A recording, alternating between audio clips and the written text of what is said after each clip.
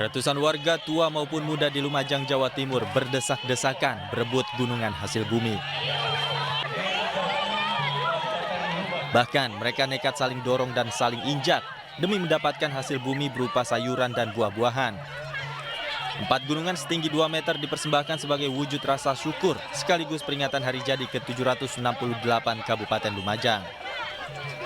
Meski harus berebut, namun warga mengaku senang saat mendapat sayur dan buah-buahan karena dipercaya mendatangkan berkah. Menurut saya. Iya, diinjak-injak sama orang. Tapi senang nggak, Mbak? Senang. Senang ya? Iya. Ini setiap tahun bikin ikut ya? Dapat apa ini, Bu? Dapat kacang, dapat tomat, terong, durian nggak dapat, Pak.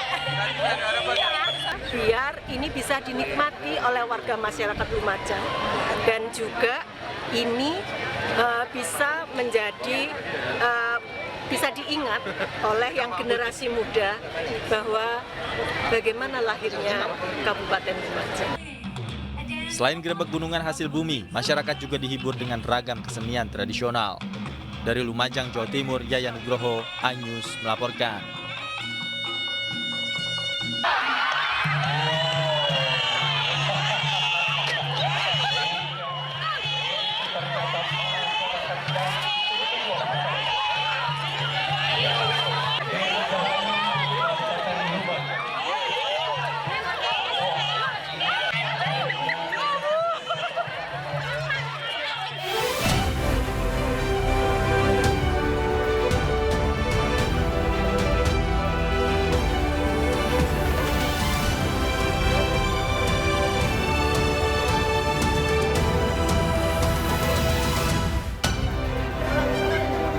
Seorang pria di Jakarta Timur jadi tersangka karena menyerang imam masjid dengan pisau.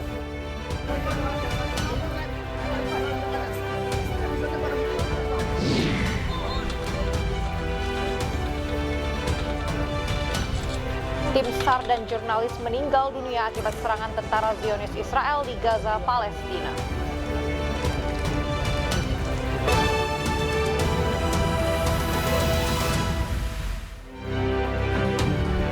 Selamat malam pemirsa, puluhan lapak pengepul barang bekas di Durensawit, Jakarta terbakar. Kebakaran diduga akibat korsleting listrik. Bersama saya Alwi Wardani, inilah iNews Malam selengkapnya.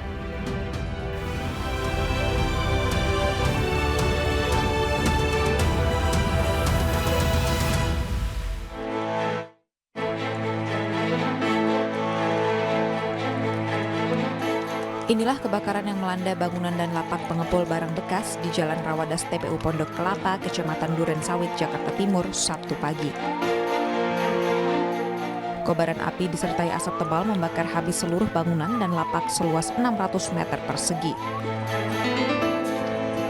Sejumlah warga berusaha memadamkan api dengan mengambil air menggunakan alat seadanya. Petugas suku dinas pemadam kebakaran Jakarta Timur yang tiba di lokasi langsung berusaha memadamkan api agar tidak semakin meluas. Sementara, kebakaran yang melanda bangunan dan lapak ini diduga terjadi akibat korsleting listrik hingga percikan api mengenai material yang mudah terbakar dan api membesar. Kuburan sobek, kuburan yang terbakar itu lapak-lapak yang terdiri dari bahan-bahan mudah terbakar. Dan untuk jumlah lapak sekitar ada 20 lapak dan ada sekitar kakak di wilayah itu. Untuk unit yang diturunkan, kita menurunkan 15 unit.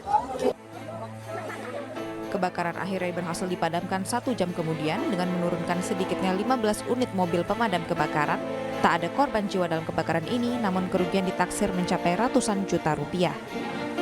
Dari Jakarta, Rizky Falufi, iNews melaporkan. Sebuah pondok pesantren di Kabupaten Lebak, Banten, Sabtu sore terbakar. Meski tidak ada korban jiwa, seluruh kitab yang ada di pondok pesantren hangus terbakar.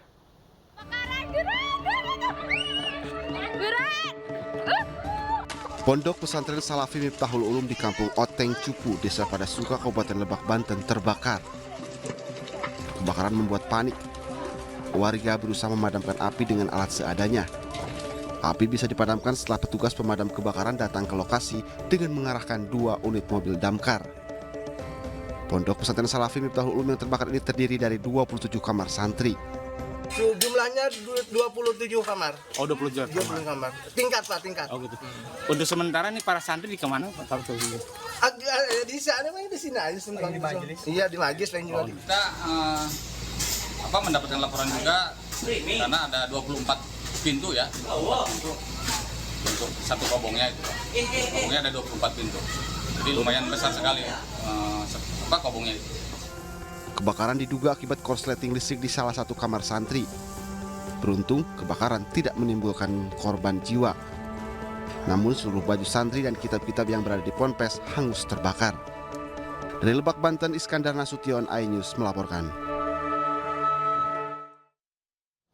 Seorang pemuda diamankan warga usai diduga hendak menyerang seorang imam musola dengan menggunakan pisau. Diduga pelaku nekat melakukan aksinya lantaran terganggu dengan suara yang keluar dari toa musola.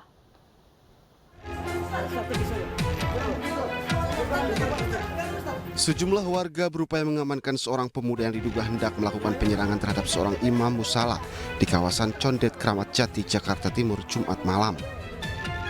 Insiden bermula saat korban yang merupakan imam musola Baitul Huda baru saja memimpin salat Isya.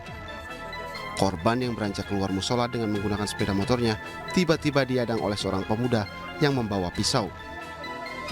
Merasa hendak diserang, korban pun berupaya menangkis pisau yang dibawa oleh pemuda tersebut hingga membuat korban sempat terjatuh dan tertimpa sepeda motor.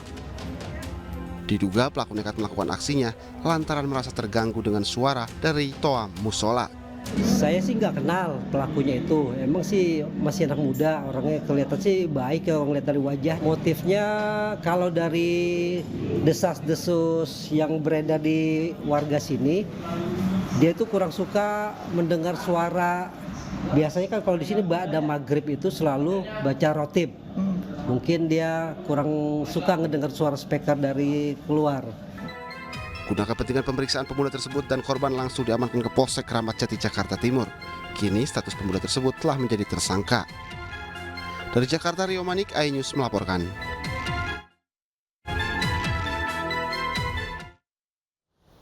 Pemirsa, mobil pikap pengangkut rombongan kader partai terbalik di Jalan Provinsi Desa Curug, Karawang, Jawa Barat. 11 orang terluka akibat peristiwa naas itu.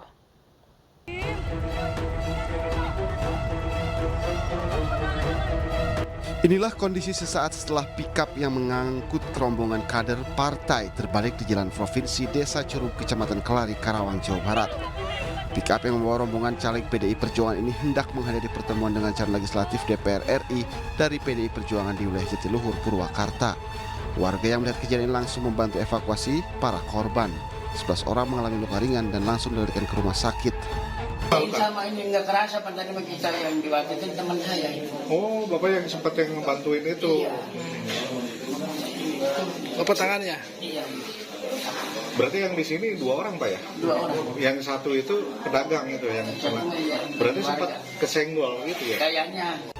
Terbaliknya pikap pengangkut rombongan kader partai ini diduga terjadi karena mobil sempat oleng saat berada di jalan turunan dan menyenggol seorang pengendara. Namun kecelakaan telah ditangani unit laka lantas Polres Karawang. Dari Karawang, Jawa Barat, Muhammad Fahrudin, iNews melaporkan. Aparat kepolisian menetapkan sopir bus PO Handoyo yang kecelakaan di Tol Cikopo menjadi tersangka. Penetapan tersangka itu berdasarkan hasil gelar olah tempat kejadian perkara yang digelar Dirlantas Polda Jawa Barat dengan aparat kepolisian dari Resort Purwakarta pada Sabtu.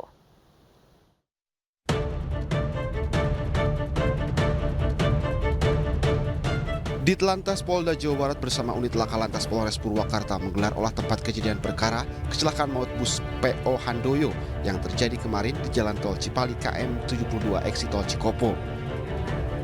Dalam olah tempat kejadian perkara ini, polisi menggunakan alat 3 dimensi di 20 titik sebelum dan sesudah bus mengalami kecelakaan. Dari hasil olah tempat kejadian pertama, petugas mengatakan kecelakaan terjadi akibat kecepatan bus di atas 40 km per jam dan minimnya pengereman. Selain itu, minimnya pengetahuan sopir terkait medan jalan diduga jadi penyebab kecelakaan.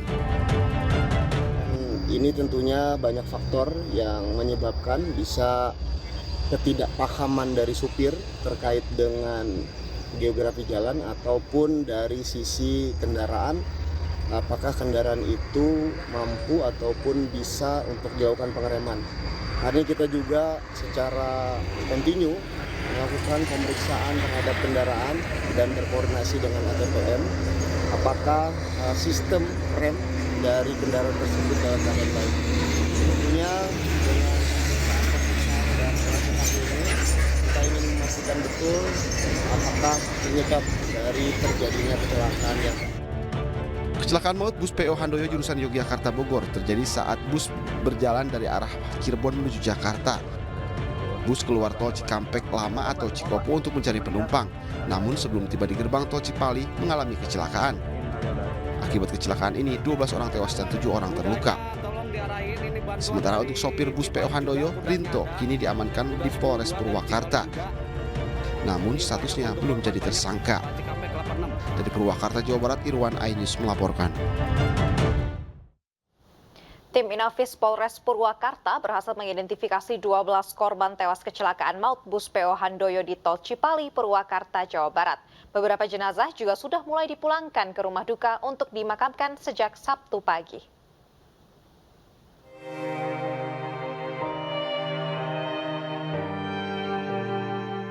Keluarga korban tewas dalam kecelakaan maut bus PO Handoyo di Jalan Tol Cipali, Purwakarta, Jawa Barat dievakuasi ke kamar jenazah Rumah Sakit Abdul Rajak. Sebagian korban tidak membawa kartu identitas sehingga sulit dikenali. Pihak tim Inafis Polres Purwakarta dibantu tim Inafis Polres Karawang mengidentifikasi para korban menggunakan alat Mobile Automated Multi Biometric Identification System atau MAMBIS. Sebanyak 12 korban tewas akhirnya berhasil diidentifikasi. Sejumlah keluarga mengaku kaget dan terpukul saat mengetahui keluarganya menjadi korban kecelakaan maut ini. Ya, saya terpukul sekali, Pak. Apalagi ibu saya kan emang dari Jawa, mau ke Karawang emang mau nemenin istri saya, Pak. Istri saya mau lahiran, mau ditemenin. Nggak taunya dapat kabar kayak gini. Tadi pagi sempat telepon-teleponan juga. Seneng katanya udah cucu juga di sini pada nungguin semuanya. Tapi ya udah takdir kehendak Allah, ya mau gimana lagi, Pak. Ya bisa sebenarnya ya masa terpukul aja, Pak. Belum rela gitu kehilangan ibu gitu.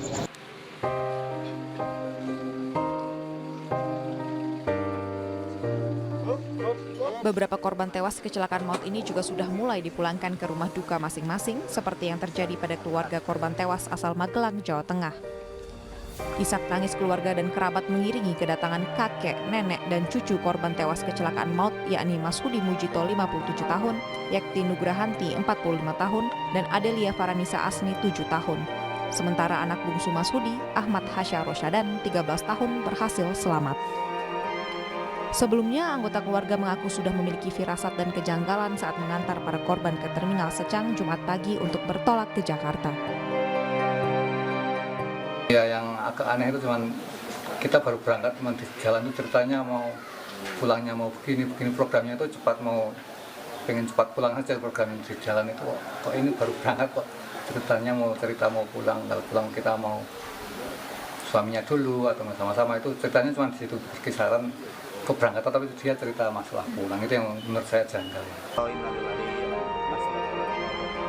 Ada anak-anak lagi.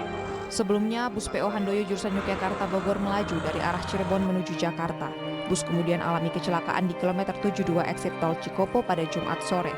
Sebanyak 12 orang tewas dan 7 orang luka-luka dalam insiden ini. Tim Liputan iNews melaporkan.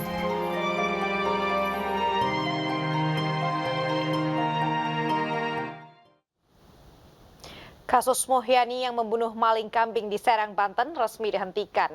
Informasi sesaat lagi, tetaplah di iNews Malam.